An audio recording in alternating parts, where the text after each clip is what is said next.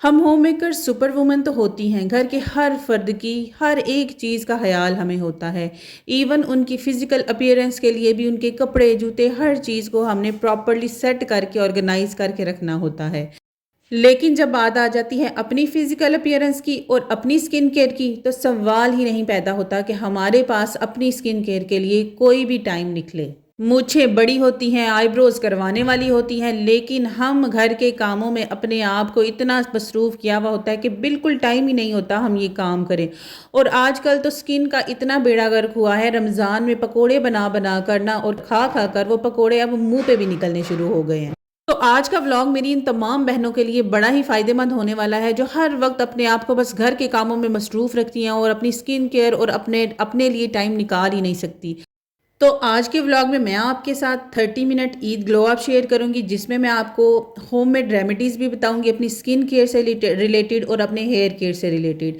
साथ ही साथ हम अपने किचन को ऑर्गेनाइज करने की भी बात करेंगे कि हम अपने काम को कम करने के लिए, अपने वर्कलोड को कम करके कैसे हम अपनी स्किन केयर कर सकते हैं, ये भी शेयर करूंगी और सब होम ऑर्गेनाइजेशन टिप्स भी शेयर करूंगी। तो वीडियो को स्टार्ट करते हैं। अस्सलाम वालेकुम, क्या हाल चाल है और कैसे हैं सब? उम्मीद करती हूँ सब हैरियत से होंगे। अल्हम्दुलिल्लाह मैं भी ठीक ठाक हूँ। सबसे पहली टिप तो ये है कि अपने वर्कलोड को कम करने के लिए ना सिर्फ रमज़ान में बल्कि रमज़ान के बाद भी अपनी इस आदत को आप अपना लें। आप देखिएगा आपकी ज़िंदगी में ना कितना हद तक सुकून आ जाएगा। सुबह सुबह जब हमारी सुबह का आगाज़ होता है और हम किचन में ही सबसे पहले जाती हैं, और किचन में अगर बर्तनों का ढेर पड़ा हुआ नज़र आ जाए, और अब तो गर्मी आ रही है तो गर्मियों में उन बर्तनों के ढेर में से फिर स्मेल भी आने लग जाती है और कीड़े मकोड़े भी बीच में से अगर निकल रहे हो ना, तो फिर तो समझे कि मौत ही वाजिब हो जाती है हम पर, अगर इतने बर्तन धोने पड़ते हैं सुबह ही सुबह। तो रात में ना अपनी इस आदत को ऐसा पक्का बना लें कि आपने अपने किचन को ना प्रॉपरली ऐसे दुल्हन की तरह सजा के ना, तो फिर उसमें से निकलना है। यकीन करें आप अपनी सुबह के टाइम पे जब आप किचन में दोबारा आएंगी ना, तो आपको ना एक बड़ी ही पॉजिटिव सी फीलिंग्स आएंगी। आप खुद को ना एनर्जेटिक फील करेंगे कि एटलीस्ट आपका जो किचन है ना वो साफ़ सुथरा है, ऑर्गेनाइज है हर चीज़। और अब आपके लिए जो आपका प्लेटफॉर्म है ना, आप उसके ऊपर जो भी काम करने के लिए जा रही है ना, वो रेडी है। आप उधर अपने आराम से जो है वो अपनी कुकिंग्स करें, बच्चों के लिए नाश्ता लंच जो कुछ भी आपने बनाना है ना वो बनाएं। तो इसलिए सिर्फ 10 मिनट लगेंगे, यकीन करें 10 मिनट लगेंगे। और 10 मिनट में मुझे पता है कि हम सारा दिन के घर के काम कर करके ना, हम होम मेकर्स इतना थकी होती हैं कि रात को ना बस दिल करता है कि ये बर्तन कहीं गायब हो जाए, हमें नज़र ही ना पड़े, लेकिन फिर भी धोने तो हम नहीं हैं और कोई बाहर से आता भी नहीं धोने के लिए। इसलिए उस थकावट को ना एक साइड पे रखें, 10 मिनट लगाएं, लेकिन उस 10 मिनट से सुबह जो आपको सेटिस्फेक्शन और सुकून मिलेगा ना, उसका एक अलग ही लेवल होता है। आजकल वैसे भी रमज़ान है, रमज़ान में एक दफ़ा सुबह के टाइम पे सहरी बनानी है, उसके बाद पूरा दिन किचन में तो जाना ही नहीं होता। हाँ, अगर बच्चों के लिए थोड़ा बहुत आपको बनाना है तो उसके लिए इतनी ज़्यादा वो मेहनत करनी नहीं पड़ती कि उनके लिए प्रॉपर नाश्ते और ये सब कुछ बनाओ। वैसे भी ना अगर हम इस्लामिक पॉइंट ऑफ व्यू से भी बात करें ना, तो रात को किचन में बर्तन ऐसे नंगे रख देना घर में बेबरकती और लड़ाइयों का सबब बनता है। शैतान को जो है वो भुलावा मिलता है। तो इसलिए कोशिश किया करें कि आप ना रात को कम से कम जो किचन है ना उसको प्रॉपरली साफ़ करके सोया करें। और इस आदत से ना पूरा दिन फिर उसके बाद किचन में जाने नहीं होता है, क्योंकि रमज़ान है तो मॉर्निंग टाइम पे बाकी सबको तो सबके ही तकरीबन घर में रोज़े होते हैं, और जिनके घर में छोटे बच्चे हैं ना, तो उनके लिए तो वो इतना कुछ बॉदर करना ही नहीं होता, थोड़ा सा कुछ भी बना दो और बस बच्चों ने खा लेना होता है। अब देखिए मेरा किचन सारे का सारा क्लीन है, और अब मुझे जो है ना वो सुबह में जब अपने किचन में आऊँगी ना, एटलीस्ट मुझे ये तो सेटिस्फेक्शन होगी कि मेरा किचन साफ़ है और साफ़ सुथरा है।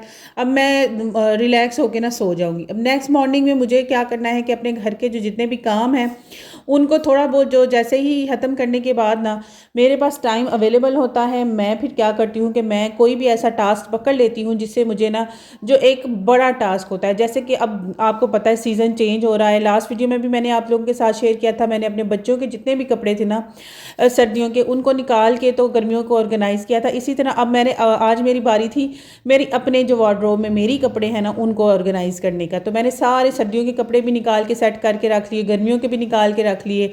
अब हम मिडिल क्लास लोगों की फैमिलीज़ में ना या तो कपड़े ऐसे बक्सों में डाल के रखे जाते हैं या गठरियों में बांध के रखे जाते हैं। कुछ मैंने गठरियों में बांध के पेटी में फेंक दिए। अब कुछ जो है वो मैं ये इसमें ट्रंक में डाल के ना बक्से में डाल के तो फिर मैं रख लूँगी। और मैं आपको एक बात बताऊं कि हमारे लिए कौन सी चीज़ है जो बहुत ही ज़्यादा इम्पॉर्टेंट है, जिस चीज़ से हमें अपने बच्चों और अपने हस्बैंड के बाद बहुत ज़्यादा प्यार है, तो वो हमारे कपड़े ही हैं। तो ये कपड़ा हमारे लिए ना हमारे ज़ेवरात से ज़्यादा भी इम्पॉर्टेंट होता है, हमारे लिए ना ये ख़जाना है, ख़जाना। तो इसकी फिर केयर तो हमने करनी ही होती है। तो अगर ना हम अपने थोड़े थोड़े करके कामों को करते जाए ना, 10-10 मिनट अपने हर एक काम को देते जाए ना, तो एंड ऑफ द वीक हमारा जो पूरा घर है, हमारे जो भी ऐसे टाइम टेकिंग टास्क भी होते हैं ना, वो भी काम हमारे फिर पेंडिंग नहीं रहते। हर चीज़ अपनी जगह पर ऑर्गेनाइज होती है और हमें ना वो फिर भाग दौड़ नहीं पड़ती कि अभी ईद के बाद फिर से हमें ये निकालने पड़ेंगे कपड़े, इनको रखना पड़ेगा। तो फिर इस तरह से जो है ना, वो अगर हम अपने टाइम को ना प्रॉपर मैनेज करेंगे ना, तो हमारे लिए हर चीज़ बड़ी ही आसान हो जाएगी। अब यहाँ पर सारे मैंने अपने जो कपड़े हैं गर्मियों के, उनको मैंने फ़ोल्ड करके रख दिया। अब जस्ट सिंपली मैंने इनको उठाना है और अपनी वार्डरोब में रखना है। मेरे 10 मिनट लगे और मेरा ये काम हो गया। अब बारी आ जाती है स्किन केयर की, क्योंकि अब मैंने अपने सारे काम कर लिए और मेरे पास टाइम अवेलेबल है, तो क्यों ना अपनी स्किन केयर की जाए। तो बालों के लिए सबसे बेस्ट प्रोटीन हेयर मास्क जो है ना, वो हमारे किचन में ही अवेलेबल है और आजकल तो रमज़ान है, हर घर में अवेलेबल है। आपने क्या करना है, आपने मेयोनीज़ लेनी है, उसको एक बाउल में डालें और अपने बालों पर अप्लाई करें और उसके बाद आप रिज़ल्ट देखिएगा, आपके बाल इतने सॉफ्ट और स्मूथ हो जाएंगे। उसके बाद बारी आ जाती है स्किन की। तो स्किन के लिए आपके साथ कुछ होममेड रेमेडीज़ भी शेयर करूंगी और कुछ अफोर्डेबल ऐसी प्रोडक्ट्स शेयर करूंगी जो ओनली 700 to 800 में हमारे लिए आएंगी और उससे हम अपना हर काम कर सकती हैं। अब यहाँ पर आपके सामने मैंने बेसन डाला, थोड़ा सा रोज़ वाटर डाला, कोई भी लोशन क्रीम आपके पास पड़ी है वो डालें और हल्दी डाल के ठंडा चिल्ड दूध डालें और इसका एक मिक्सचर बना के ना अपने फेस पर लगाएं। जब भी आप काम कर रही हैं कोई भी, जैसे फॉर एग्जांपल आप सफाई करने लगी हैं, तो सफाई करते वक्त अपने फेस पर लगा लें, इसको अप्लाई करके रख दें ताकि आपकी स्किन में एक तो इसके जो भी फ़ायदे हैं वो एब्जॉर्ब हो जाएं।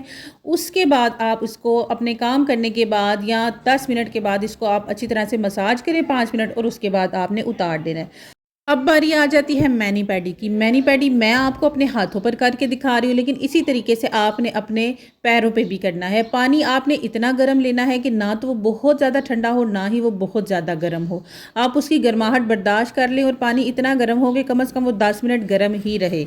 अब उसमें अगर आप बहुत अच्छा पॉलर जैसा रिजल्ट चाहती हैं ना, तो आपने उसमें हाइड्रोजन और अमोनिया मेडिकल स्टोर से मिल जाते हैं, वो लेके डालें। 15 मिनट अपने हाथों को जो है वो उसमें डिप रखें और पैरों को, उसके बाद आप रिजल्ट देखिएगा, इतना आउटस्टैंडिंग रिजल्ट आएगा। अब ये जो मैं आपको फेशियल की ट्यूब्स दिखा रही हूँ, ये गोल्डन वर्ल्ड का फेशियल है, इस छोटी ट्यूब फॉर्म में आता है और मेरे हाल में 800 रुपये का ना अवेलेबल है, इजीली मार्केट में भी मिल जाए। इस स्मॉल पैकेजिंग को लेने का सबसे बड़ा फ़ायदा तो ये है कि नियर टू एक्सपायर होने से पहले ही हम इसको यूज़ कर लेते हैं, क्योंकि प्रोडक्ट इतनी ज़्यादा नहीं होती। लेकिन अगर आप एक बड़ी पैकेजिंग लेना चाहते हैं और रीज़नेबल लेना चाहते हैं, तो फिर डर्माकॉस का एक तो क्लींजर ले लें और एक इसका स्क्रब ले लें। 10 मिनट लगे, लेकिन मेरे हाथों का ग्लो आप चेक करें, मेरे हाथ कितने सॉफ्ट हो गए। अब बारी आ जाती है स्किन पॉलिश की।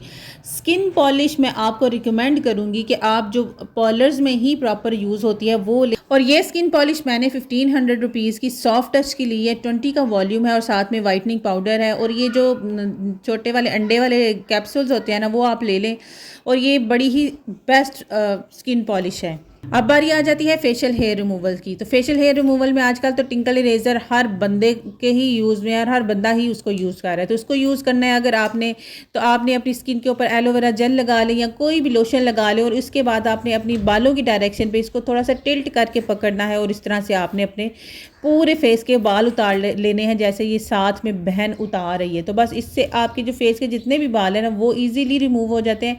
और इससे बाल उतारने के बड़े सारे फ़ायदे हैं। इससे हमारी जो डेड स्किन है ना, वो भी साथ में उतरती है।